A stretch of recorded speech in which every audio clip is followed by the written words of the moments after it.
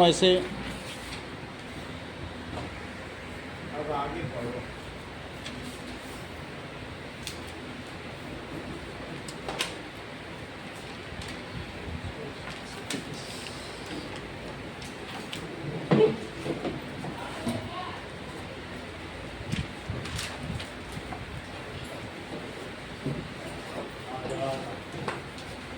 इधर उठावन नहीं, यहाँ आएगा। हाँ, आगे बैठो।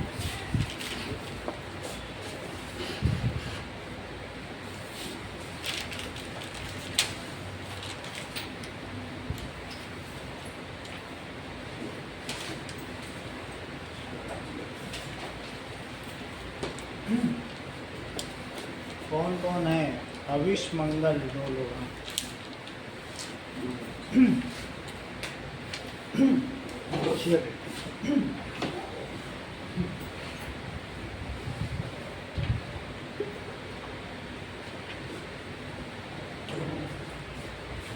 तो लाइट चाहिए तो तुम्हारी तरफ कर दें, चाहिए क्या?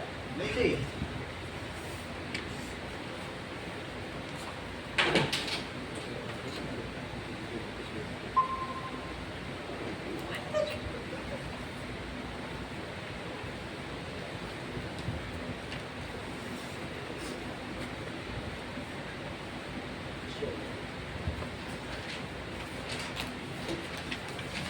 को जुलाई रेवोल्यूशन भी बोला जाता है क्योंकि जुलाई 1830 में शुरू हुआ था। तो इस रेवोल्यूशन का रिजल्ट ये आता है कि जो बर्बन डायनेस्टी जिसे कंजर्वेटिव्स के द्वारा 18 कहाँ तक कराएंगे दिखाओ।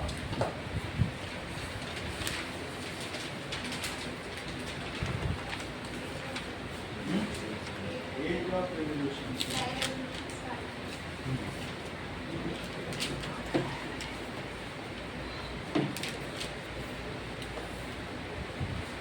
Okay. That is Age of Revolution।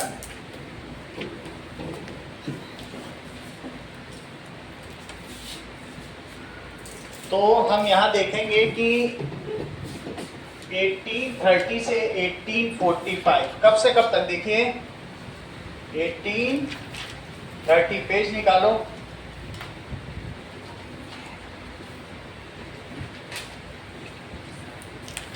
Now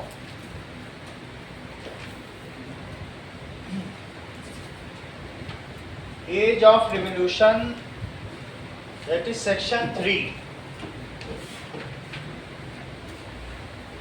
the age of revolution।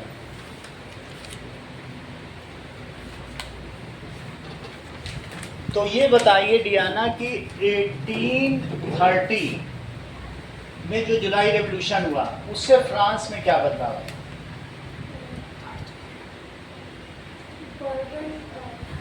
Bourbon dynasty की पावर जो थी वो रिस्टोर हो गई थी वापस। अच्छी बात है। अब आप भी बताओ। लुई 18 को हटा के लुई फिलिप्स आ गए थे। हाँ, लुई फिलिप। अब जो है वो ये जैसे कह रहे हैं कि बर्बन डायनेस्टी की पावर ले ली गई थी, बिल्कुल सही बता रहे हैं। यही चीज की गई थी जो कि अब क्यों ऐसा किया गया था, क्योंकि ठीक तरीके से वो चला नहीं रहे थे, ठीक है, पब्लिक में। और जो थर्ड स्टेट था वो बिल्कुल भी उससे खुश नहीं था और कॉन्स्टिट्यूशनल मोनार्की वाज रीएस्टैब्लिश्ड। और क्या चीज, कॉन्स्टिट्यूशनल मोनार्की आ गई थी और मोनार्की हटा दी गई थी, ठीक है। तो ये लुई के तो परिवार वाले इस बात के आदी थे कि हमको तो पूरा चाहिए। लुई ने खुद गद्दारी कर दी थी। लुई 16 ने क्या किया था, जाके कभी ऑस्ट्रिया से और कहीं से सबसे वो लिया था कि हम इनको नेशनल असेंबली को ही मरवा देंगे। और नेशनल असेंबली ने फिर बाद में कहा कि हम ऑस्ट्रिया के खिलाफ चढ़ाई करेंगे और तुमने जिससे जिससे आसपास से लिया है मदद, हम सबके खिलाफ चढ़ाई करेंगे। तो उनकी सेना निकली थी मर्सिडीज का सॉन्ग गाते हुए। तो अब लुई का परिवार पे तो भरोसा नहीं किया जा सकता। तो लुई 18 तो राजा था ही भाई। लुई 18 तो कितने से राजा था, किस ईयर से?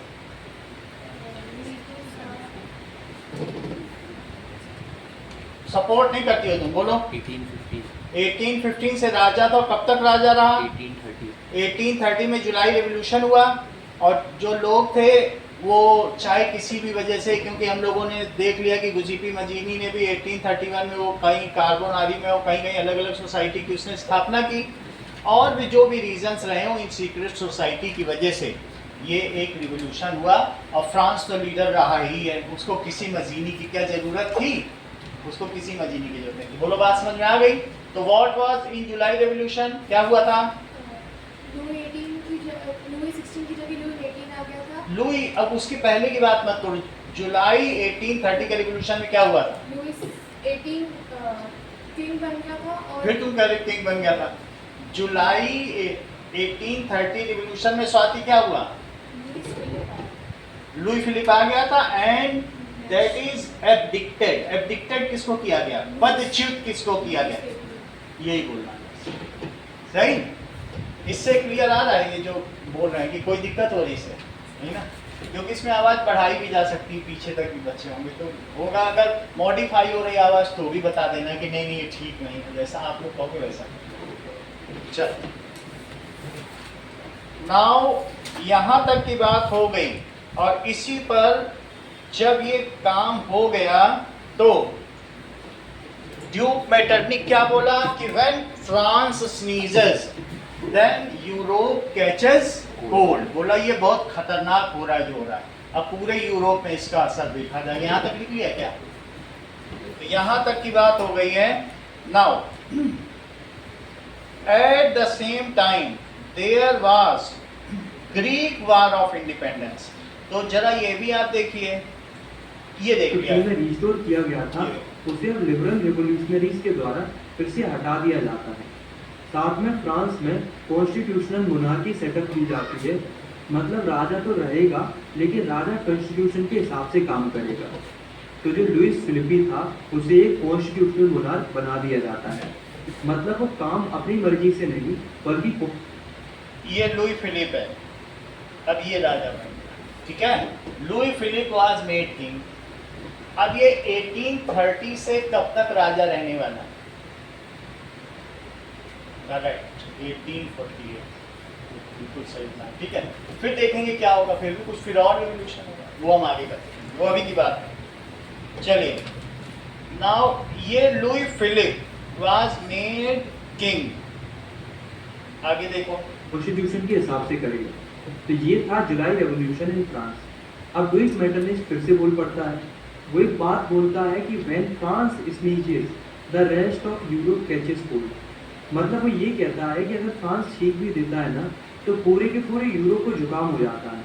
ऐसा कहने के पीछे उसके इंटेंशन ये थे, वो ये बताना चाह रहा था कि अगर फ्रांस रेवोल्यूशन ये फ्रांस है, नीचे स्पेन है, पूरी यूरोप में रेवोल्यूशन की लहर आ जाती है।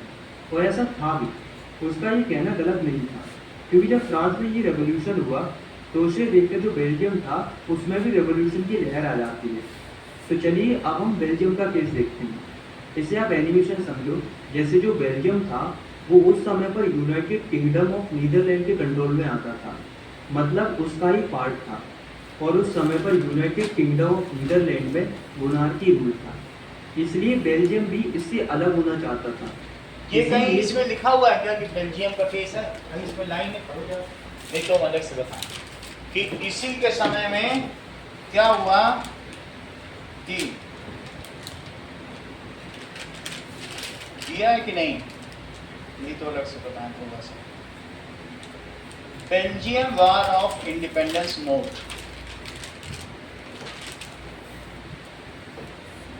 तो 1813 सक्सेसफुली सेपरेटेड, ठीक है?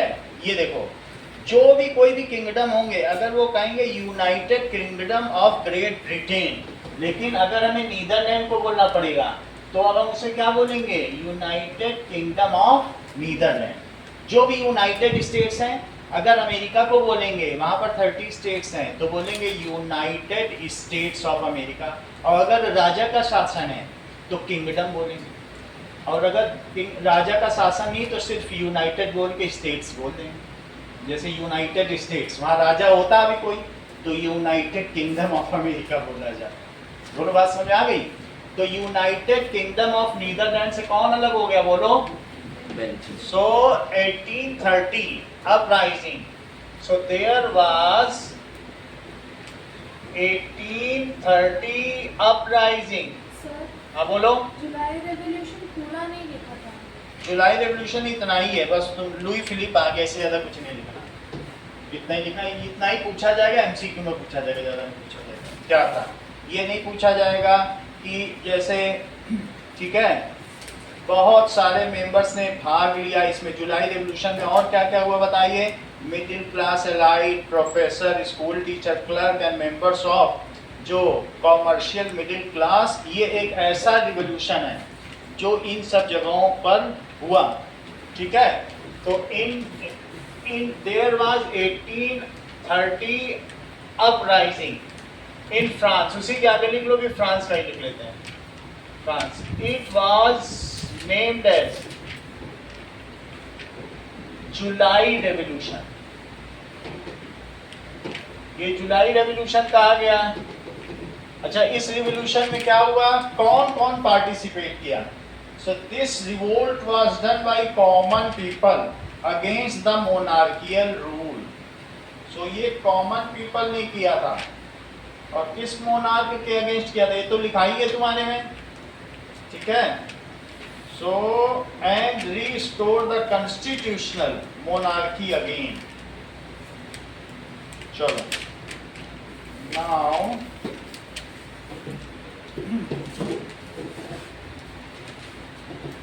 देखो, it was done by, revolt was done by common people, middle class elite, देखो, एजुकेटेड, लिबरल, नेशनलिस्ट, ये सभी चीज इंपॉर्टेंट है, nationalist belonging to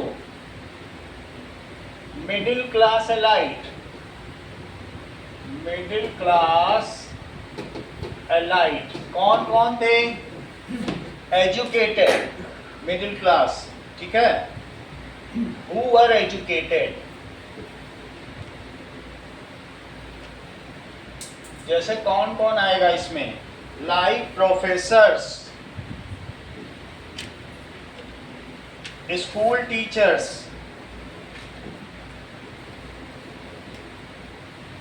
school teachers, और फ्रेंच सोसाइटी बहुत एलाइट सोसाइटी मानी जाती थी, clerk and member of, clerks and members of commercial middle class, जो ट्रेडर्स थे, कॉमर्शियल मिडिल क्लास,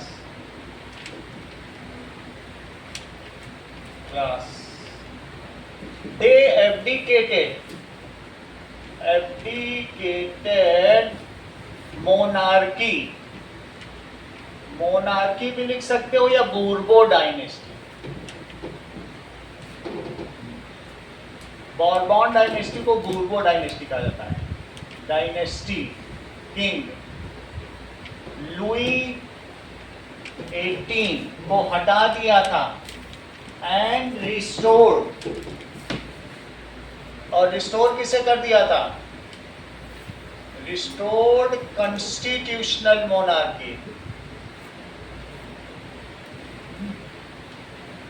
मोनार्की, ठीक है। अब जरा देखो इससे क्या हुआ, दे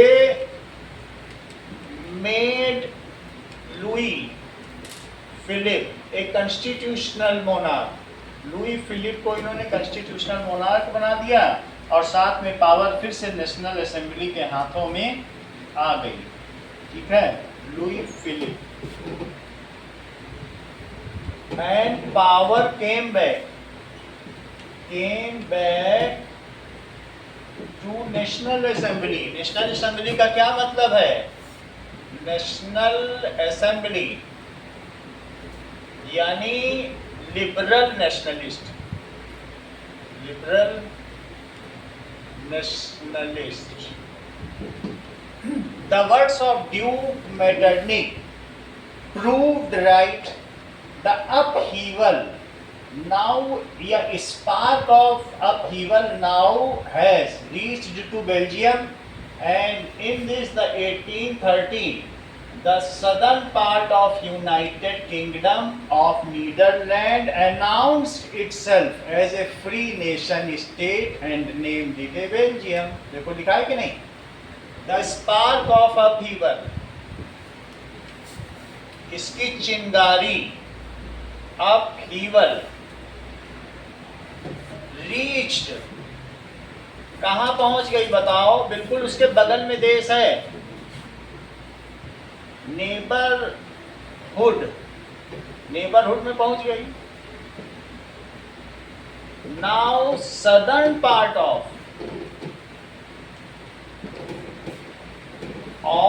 यूनाइटेड किंगडम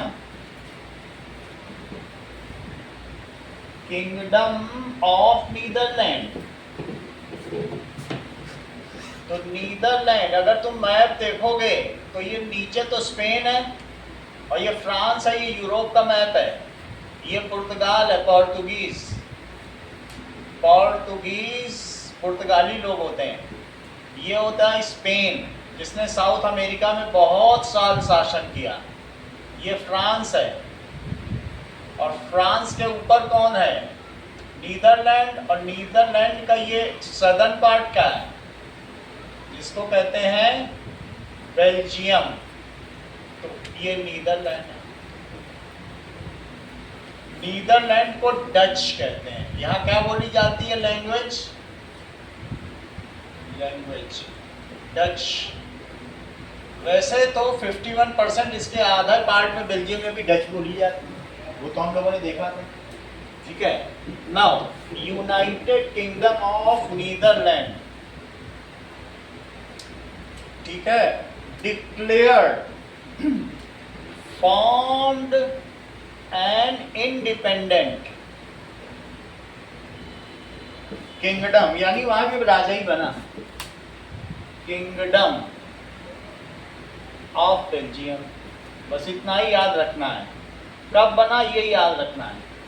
बेल्जियम इन 1830. ये ज्यादा महत्वपूर्ण है कि नीदरलैंड से अलग हुआ और 1830 हुआ. अगला देखिए, दैट इज राइट्स स्टार्ट हुए, वो सब तो है. देखो नीचे सब दिया है टाइम लाइन. 1830 में वहाँ राइट्स स्टार्ट हुए और फिर प्रोविजनल गवर्नमेंट बन गई. ये सारी चीज़ें ना हमें समझना ही नहीं, क्योंकि हमारे इसका कोर्स का हिस्सा नहीं. अब आगे देखो, हम देखेंगे कि timeline of Greek war of independence. Timeline of Greek war of independence, तो ये भी देख लीजिए. अब इसी में ही आ जाएगा. 48 तक का सब इसी में देखेंगे.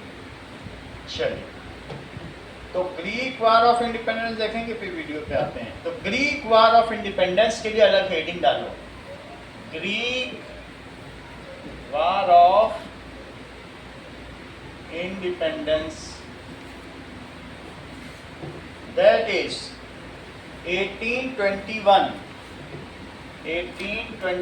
टू 1832. ये काफी लंबा पीरियड है.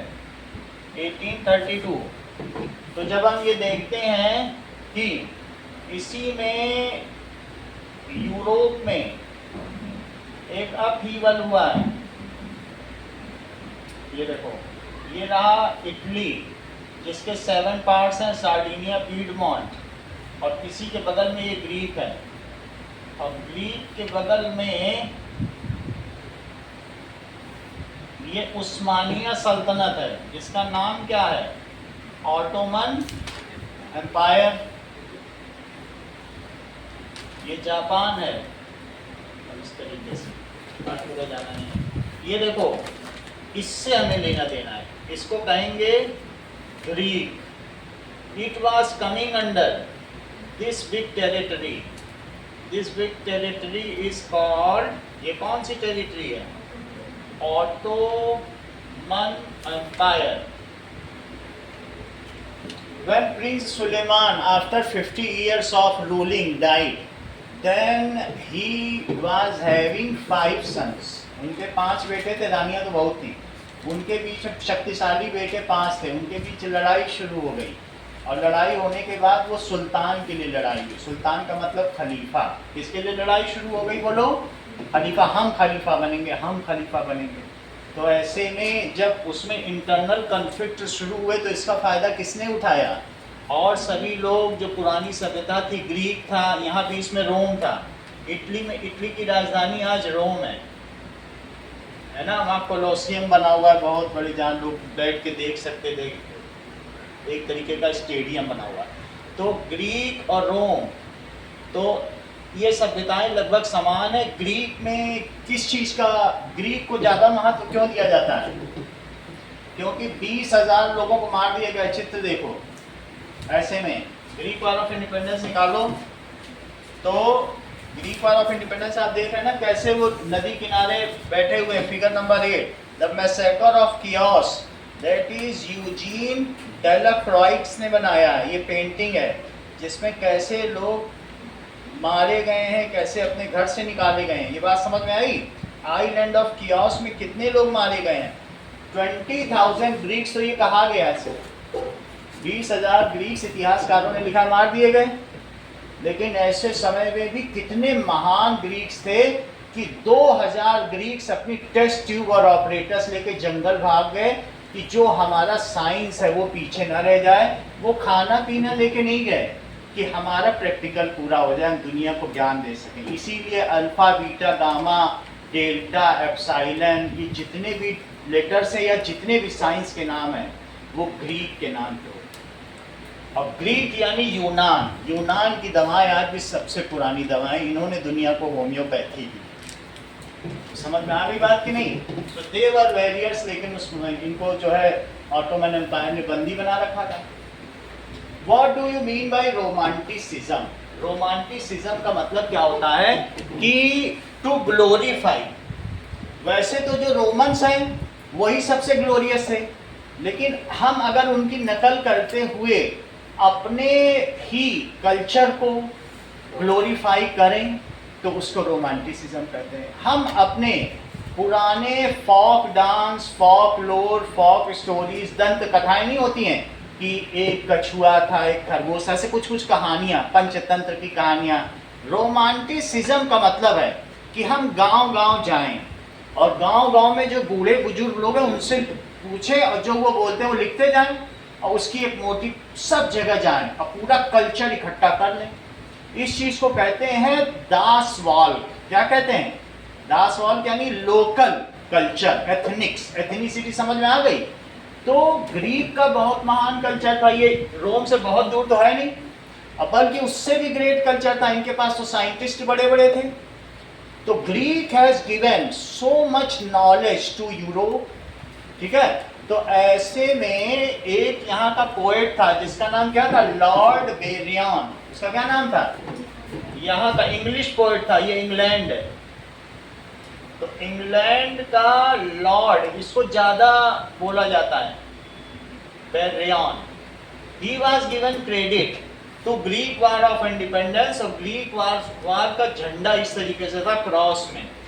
ठीक है? आसमानी कलर का झंडा था ऐसा। तो ये लोग, जब इनको बाहर से समर्थन मिला, ये ऐसा ग्रीक का झंडा है। तो ये ग्रीक, सही है? तो ग्रीक का झंडा था। ये लोग, अगर डायग्राम में बना होगा तो उस समय मैसेकर हो रहा है तो क्या बना होगा? ये चीज हो गई। अब हम इस टाइम लाइन पे देखें, सब चीज कर लें।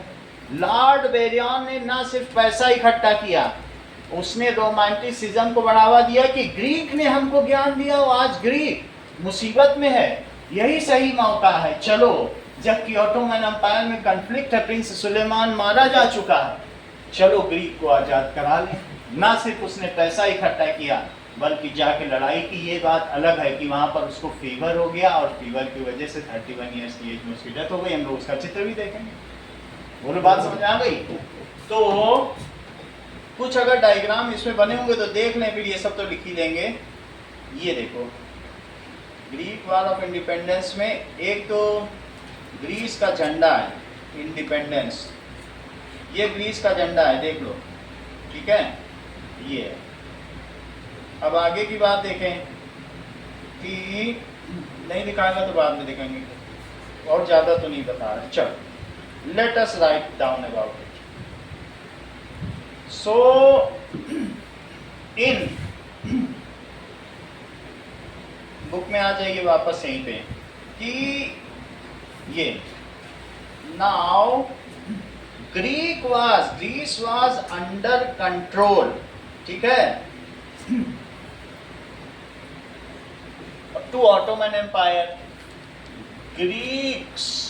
ग्रीक्स भी कह सकते हो या फिर आप कह सकते हो कि ग्रीस, दोनों का एक ही मतलब है। तो बुक में ग्रीस लिखा है, ग्रीस लिख लो, ठीक है।